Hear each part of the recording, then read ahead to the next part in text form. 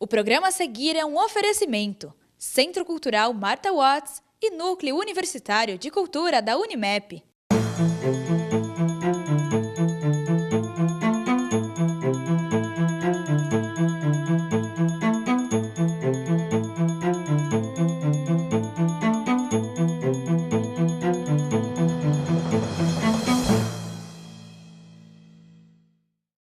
O acesso da população brasileira aos filmes produzidos aqui no Brasil teve uma variação de 8% nos últimos 8 anos, de acordo com a Agência Nacional de Cinema, a Ancine.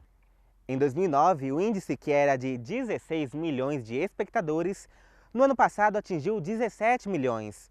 Mas o gosto pelos filmes estrangeiros ainda é bem maior. São dois fatores, digamos, né? Primeiro é a questão do circuito de distribuição, né, das salas de cinema e também das próprias distribuidoras. Porque a grande maioria das salas de cinema que existem, os nossos multiplexes, né, que tem nos shoppings, a grande maioria está vinculada a empresas estrangeiras. Outra questão, mesmo se você está num circuito que você é brasileiro, é a tua sala. Só que você quer passar, por exemplo, um Harry Potter, um Homem-Aranha, porque você sabe que vai ter um sucesso, vai ganhar dinheiro no seu cinema. Beleza, mas quando você compra esse filme de uma distribuidora estrangeira, você não compra unicamente esse filme, esse blockbuster. Você tem que comprar um pacote. E aí é um pacote de 10 filmes mais ou menos. Então aí que acontece, junto com esse filme, o Homem-Aranha, ou sei lá qual filme que você quer passar, você pega outros filmes que às vezes nem é tão bom e você nem queria passar. E aí você tem 9 filmes, 10 filmes que você vai passar no seu cinema. Qual espaço vai sobrar para o filme brasileiro?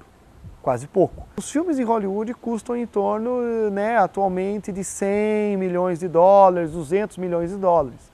Um filme brasileiro, o maior orçamento que você consegue é em torno de uns 8, 9, no máximo 10 milhões e olha lá. Porque a grande maioria dos filmes brasileiros são feitos com 2 milhões de reais. Então são 2 milhões de reais competindo com filmes feitos com 200 milhões de dólares.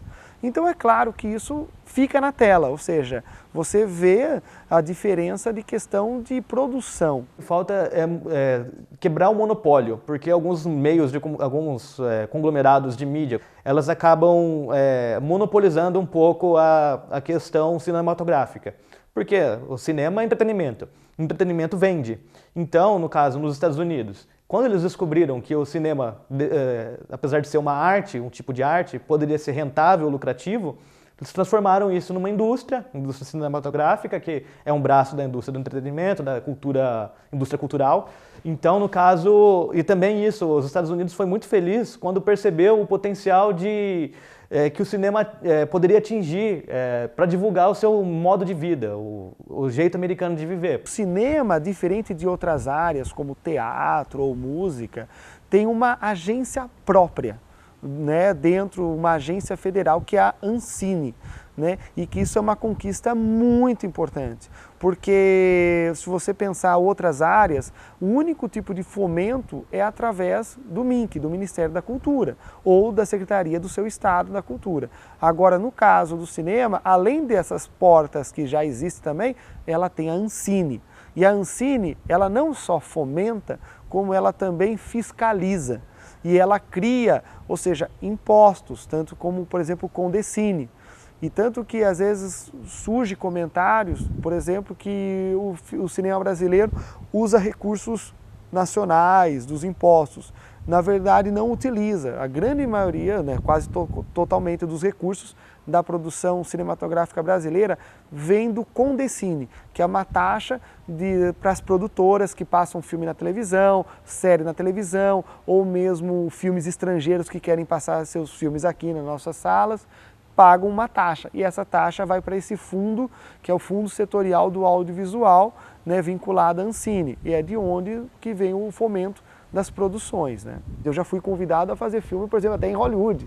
Então, ou seja, são coisas muito diferentes. Então eu estou tendo muito mais oportunidade e reconhecimento lá fora do que no Brasil. E isso é uma coisa às vezes um pouco triste, porque as minhas ideias surgem através do que está ao meu redor. Então tudo que está ao redor me influencia para fazer meus filmes.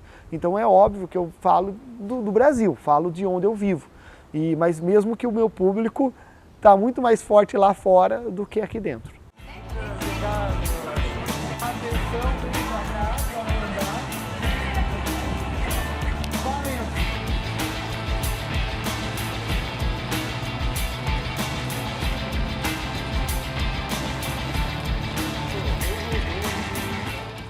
Produções que eu gosto muito são produções como O Alto da Compadecida, que é um filme excelente, é um filme que, se eu não me engano, primeiro passou como série na TV e depois foi para o cinema, ou vice-versa. Isso daqui foi no fim da década de 90. E um outro filme que eu gosto muito também explora elementos da narrativa que são um pouco complexos, como a diegese, é o filme Lisbela e o Prisioneiro.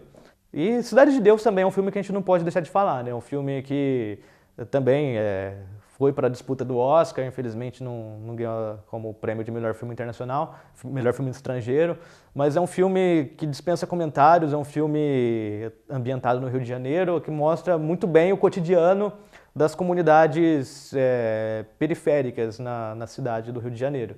E hoje em dia a gente consegue ver muito bem isso só assistindo o jornal, né? Mas é um filme muito bom, um filme excelente que dispensa comentários.